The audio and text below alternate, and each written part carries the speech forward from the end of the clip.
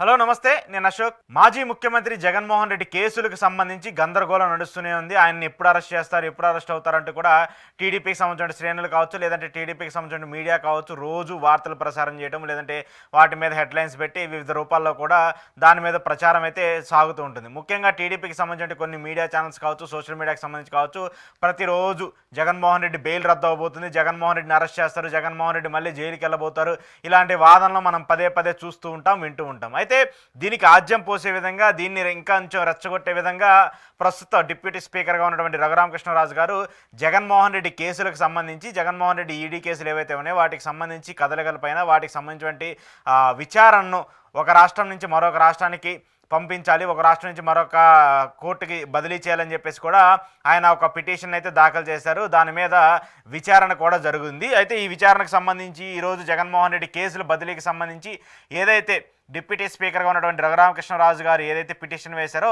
దాని మీద కోర్టు ఆగ్రహం వ్యక్తం చేస్తూ వచ్చింది. దాంతోపాటు జగన్మోహన్ రెడ్డికి సంబంధించి, జగన్మోహన్ రెడ్డి కేసులకు సంబంధించి ఏదైతే బెంచ్ ఉందో ఆ కేసుల్ని ఒక రాష్ట్రం నుంచి మరొక రాష్ట్రానికి బదిలీ చేయడానికి కుదరదు, ఎట్టి పరిస్థితుల్లో అది అవకాశం లేదు అంటూ కూడా కోర్టు తేల్చి చెప్పింది. కోర్టు ఏం చెప్పిందో ఒకసారి మీ ముందుకు తీసుకొస్తాను. వైఎస్ జగన్ కేసులో విచారణ బదిలీ చేయాలన్న పిటిషన్పై సుప్రీంకోర్టు సోమవారం విచారణ చేపట్టింది. Justice B V Nagarathnam, justice Satish Chandra ధర్మాసనం విచారణ జరిపింది. కేసులు విచారణ వేరే రాష్ట్రాలకు బదిలీ చేయలేమని జస్టిస్ బివి నాగరత్నం స్పష్టం చేశారు. ఈ కేసులను హైకోర్టు చూసుకుంటుందన్నారు. త్వరగా విచారణ జరపాలని కోరుతామని వెల్లడించారు. అంటే ఏదైతే ఆయన ఒక రాష్ట్రం నుంచి మరొక రాష్ట్రానికి బదిలీ చేయాలని కోరుతూ ఉన్నారో అదంతా కూడా అసాధ్యము, అలా కేసుల్ని బదిలీ చేయడం కుదరదంటూ కూడా జస్టిస్ సతీష్ చంద్ర ధర్మాసనం కూడా వివరణ అయితే ఇచ్చింది. అయితే ఈ కేసులో ప్రధానంగా చూడాల్సినటువంటి అంశం ఏంటంటే, అది కూడా నేను మీకు చదివి వినిపిస్తాను.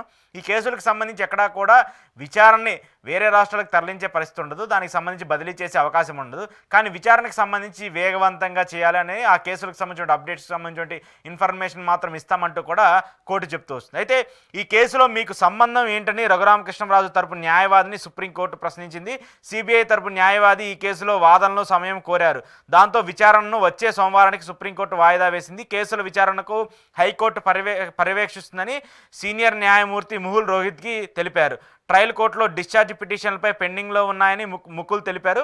రాజకీయపరమైన పిటిషన్గా ముకుల్ పేర్కొన్నారు. అయితే ఏదైతే రఘురామకృష్ణరాజు గారు ఈ పిటిషన్ వేశారో దీని మీద కూడా ముకుల్ ఏదైతే జగన్మోహన్ రెడ్డికి సంబంధించిన కేసులకు సంబంధించిన విచారణ ఉందో వారిని కూడా విచారిస్తూ కోర్టు తెలుపుతాయి. అయితే ఇక్కడ ప్రధానంగా చూడాల్సినటువంటి ఒక అంశం ఏంటంటే, ఈ కేసుల గురించి రఘురామకృష్ణరాజు గారు పిటిషన్ వేయడం వల్లనో, లేదంటే ఈ కేసులకు సంబంధించి అప్డేట్ తెలుసుకోవడం వల్ల కూడా దీనివల్ల జగన్మోహన్ రెడ్డికి అడ్వాంటేజ్గా మారుతుంది తప్పితే ఎక్కడా కూడా జగన్మోహన్ రెడ్డికి నష్టం వచ్చే అవకాశం ఉండదు. ఆయన కూడా ఈ కేసులకు సంబంధించి క్లారిటీగా చెప్తున్నారు.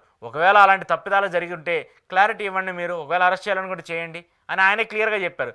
ఎంత తొందరగా దీనికి సంబంధించి విచారణ వస్తే అంత తొందరగా ఒక ఉపశమనం జరుగుతుందని చెప్పేసి ఆయన కూడా ఆదేశిస్తూ ఉన్నారు. ఎందుకంటే ఆయన ఎక్కడికి వెళ్ళాలన్నా, ఇతర రాష్ట్రాలకు వెళ్ళాలన్నా, ఇతర దేశాలకు వెళ్ళాలన్నా, ఎక్కడికి వెళ్ళాలనుకున్నా ఈడీ పర్మిషన్ తీసుకోవాలి, సిబిఐ పర్మిషన్ తీసుకోవాలి. ఈ కేసులకు సంబంధించి పెద్ద పెద్ద గొడవలు జరుగుతున్నాయి, గందరగోళంగా ఉంది కాబట్టి ఒక క్లారిటీ రావాలని వాళ్ళు కూడా కోరుకుంటున్నారు. గతంలో కూడా షర్మిలకు సంబంధించిన ఆస్తుల వ్యవహారానికి సంబంధించి కూడా ఇదే ఇష్యూ వచ్చింది, ఇదే ఇష్యూని తెరపైకి తీసుకొచ్చారు. అయితే ఇదే అంశానికి సంబంధించి కూడా ఆయన అప్పుడు క్లారిటీ ఇస్తూ వచ్చారు. ఆ కేసులకు సంబంధించి కావచ్చు, అవన్నీ కూడా ఈడీకి సంబంధించి, సిబిఐకి సంబంధించి విచారణలు ఉన్న వాటిని మనం ఎలా చేస్తాము, ఎలా ఇస్తామంటూ కూడా మాట్లాడుతూ వచ్చారు. అయితే ఈ కేసులకు సంబంధించిన అప్డేట్ ఇవ్వాలని చెప్పేసి రఘురామకృష్ణరాజు గారు, ఆయన తరపున లాయరు ఈరోజు కోర్టుకు వెళ్ళినప్పుడు కోర్టు కూడా ఆయన్ని తిరిగి మొట్టికాయలు వేసే పరిస్థితికి వచ్చింది. మీకు ఏంటి సంబంధం అని చెప్పేసి కూడా మాట్లాడుతూ వచ్చింది. అయితే దీనికి సంబంధించి జగన్మోహన్ రెడ్డి తరపున ఉన్నటువంటి లాయర్ ఎవరైతే ఉన్నారో, లేదంటే ఈడీకి సంబంధించిన లాయర్ ఉన్నారో వాళ్ళు క్లారిటీ ఇస్తూ వచ్చారు. ఇదంతా కూడా రాజకీయంగా కుట్ర జరిగే విధంగా రాజకీయాల కోసం చేస్తున్నారని చెప్పేసి కూడా చెప్తూ వచ్చారు. మరి మాజీ ముఖ్యమంత్రి జగన్మోహన్ రెడ్డి కేసుల మీద ఇంత ఇంట్రెస్ట్ ఉన్నప్పుడు, ఆయన కేసులకు సంబంధించి ఇంత ఇంట్రెస్ట్ ఉన్నప్పుడు, ప్రస్తుత ముఖ్యమంత్రిగా ఉన్నటువంటి చంద్రబాబు నాయుడు గారి స్కిల్ కేసుకు సంబంధించి కూడా ఇంతే ఇంట్రెస్ట్ చూపించి రాజకీయ నేతలందరూ కూడా ఆయన నిజాయితీ పరుడు కాబట్టి, ఆయన ఎలాంటి తప్పు చేయలేదు కాబట్టి ఆ కేసుల్ని కూడా సిబిఐకి ఇవ్వాలని చెప్పేసి ఎందుకు కోరట్లేదు రాజకీయ నాయకులు, ఎందుకు కోరట్లేదు ప్రస్తుతం ఉన్నటువంటి నేతలందరూ కూడా? ఆయన ఏ తప్పు చేయలేదని చెప్పేసి మీరే మాట్లాడుతున్నారు కదా, ఆయన ఎలాంటి తప్పు చేయలేదు, ఆయన సత్యవంతుడు నీతిమంతుడు మీరే చెప్తున్నారు కదా. మరి ఆయన కేసులను కూడా సిబిఐకి ఇవ్వండి, మీరు కూడా పిటిషన్లు వేయండి, మీరు కూడా కోర్టులకు వెళ్ళండి, సిబిఐకి ట్రాన్స్ఫర్ చేయమని చెప్పండి. ఎందుకు ఇంకా మీ రాష్ట్ర ప్రభుత్వం పరిధిలో ఉన్నటువంటి సిఐడి చేత ఇన్వెస్టిగేషన్ చేపిస్తూ ఉన్నారు, సిఐడి చేత విచారణ చేపిస్తూ ఉన్నారు? అంత నీతిమంతంగా ఉన్నప్పుడు ఖచ్చితంగా సిబిఐకి ఇవ్వండి. అప్పుడు వాళ్ళు విచారణ చేస్తారు. నిజమేంటి అబద్ధం ఏంటి అని తెలుస్తున్నారు. జగన్మోహన్ రెడ్డికి సంబంధించిన కేసులకు సంబంధించిన అప్డేట్స్ మాత్రం కావాలి. ఆయన చంద్రబాబు నాయుడు గారి కేసులకు సంబంధించి మాత్రం అప్డేట్స్ అవసరం లేదు. దీన్ని మాత్రం నీరుగార్చే ప్రయత్నం అయితే చేస్తూ ఉండాలి. ఆయనకు ఒక న్యాయం, ఈయనకు ఒక న్యాయం. ఇవన్నీ చూస్తూ ఉంటే ఇవన్నీ ఆరోపణలు చేస్తూ మీరు పదే పదే ఇలాంటి విషయాల మీద కోర్టుకు వెళ్తూ ఉంటుంటే ప్రజల్లో నమ్మకం పోతుంది. రాజకీయ నేతలందరూ కూడా తమ స్వప్రయోజనాల కోసం, తమ రాజకీయాల కోసం ఇలా చేస్తున్నారని చెప్పేసి క్లారిటీగా అర్థమైపోద్ది. మళ్ళీ దీని మీద పెద్ద పెద్ద డిబేట్లు పెట్టి పెద్ద పెద్ద మీడియాలో ఫ్రంట్ పేజీల్లో ఆర్టికల్స్ రాయించి దాని మీద ఫ్రంట్ పేజీలో పెద్ద పెద్ద లైన్లు పెట్టి జగన్మోహన్ రెడ్డి బెయిల్ రద్దని క్వశ్చన్ మార్కులు పెట్టి ఇంకెన్నాళ్ళ నుంచి ఆయన జైలు నుంచి బయటకు వచ్చి ఇన్ని సంవత్సరాలు అవుతుంది. ప్రతిరోజు జగన్మోహన్ రెడ్డి బెయిల్ రద్దు అవుతుంది, రేపు జైలుకి వెళ్ళిపోతున్నాడు. మరి ఈ 14 సంవత్సరాల నుంచో 13 సంవత్సరాల నుంచి ఆయన జైలుకి వెళ్తూనే ఉన్నాడా?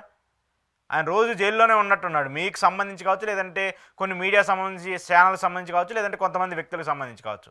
జగన్మోహన్ రెడ్డికి సంబంధించి మీరు ఎంత ఇంట్రెస్ట్ చూపుతూ ఆయన కేసులకు సంబంధించి పురోగతి ఎంతవరకు వచ్చిందని మీరైతే ఎలా అయితే కోరుతున్నారో, అలాగే తప్పు చేసినటువంటి వ్యక్తికి సంబంధించిన చంద్రబాబు నాయుడు గారికి సంబంధించిన కేసులకు సంబంధించిన పురోగతిని కూడా మీరు మాట్లాడండి.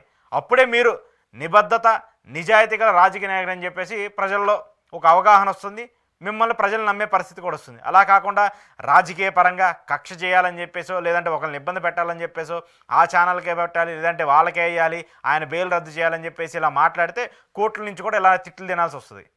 సో దయచేసి ఇలాంటి వాటన్నిటిని ఆపేసి కోర్టులు తమ పరిధిలో ఉన్నటువంటి కేసుల్ని ఎప్పుడు విచారించాలి, ఎలా విచారించాలని చెప్పేసి ఒక క్లారిటీ ఉంటుంది. కాబట్టి మీరు పిటిషన్లు వేసి మీరు అనవసరంగా కాంట్రవర్సీ చేయడం తప్పితే దానివల్ల ఉపయోగం ఏది లేదనేది కూడా ఈరోజు కోర్టు ఇచ్చినటువంటి తీర్పు చూస్తే మనకు అర్థమవుతుంది.